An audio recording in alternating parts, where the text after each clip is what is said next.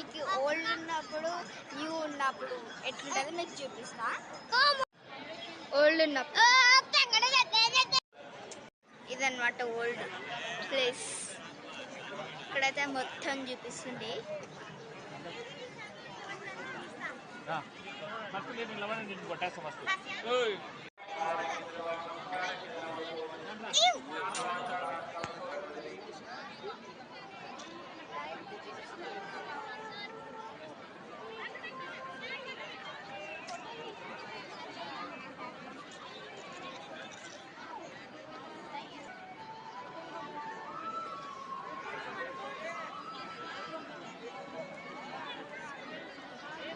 కానీ ఇప్పుడు